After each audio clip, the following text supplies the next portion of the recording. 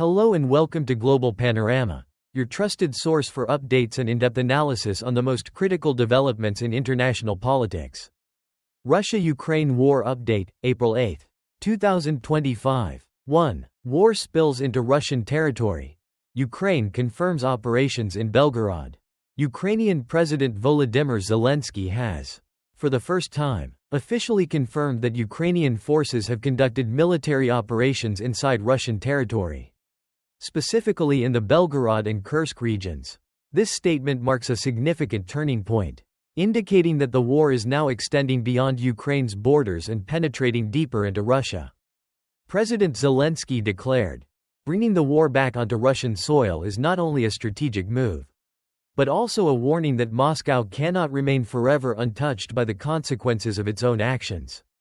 While Kyiv has not revealed specific details regarding troop numbers or objectives, multiple military sources report that artillery strikes, drone attacks, and special forces operations have been launched targeting Russian ammunition depots and logistics bases in the region.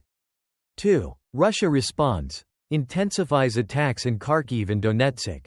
In response to Ukraine's incursions, Russia has escalated its offensive on the Eastern Front. The Kharkiv region, under pressure for months, is now facing a renewed wave of bombardments from Russian missiles and drones.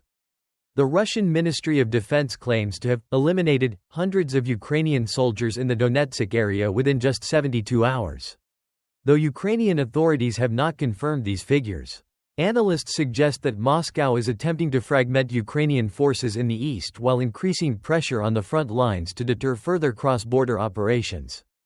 3. Tragedy in Kryvyi Rih, civilian casualties mount. A Russian missile strike on the city of Kryvyi Rih, the hometown of President Zelensky, has killed at least 20 people, including 9 children, and injured over 70 others. The United Nations has called it the deadliest attack involving children since the war began. Images from the scene show entire residential buildings reduced to rubble. Rescue teams continue to search for survivors beneath the debris. Ukraine has condemned the strike as an act of war terrorism, while Russian authorities have yet to issue a formal response. 4. No peace in sight. Moscow remains hesitant. Although President Vladimir Putin has recently expressed openness to a ceasefire agreement, Kremlin officials insist that too many questions remain unanswered. One of Russia's key demands is that Ukraine must not use the ceasefire to regroup and rearm. Meanwhile, U.S. President Donald Trump, who has been pursuing a diplomatic solution, expressed deep disappointment over Russia's renewed assaults, warning that ongoing violence could derail all peace efforts. 5. Overall situation, escalation and uncertainty.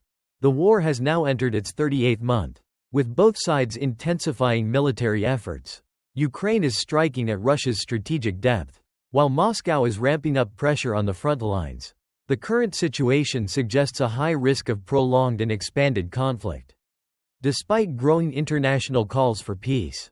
Thank you for watching. Feel free to share your thoughts in the comments below.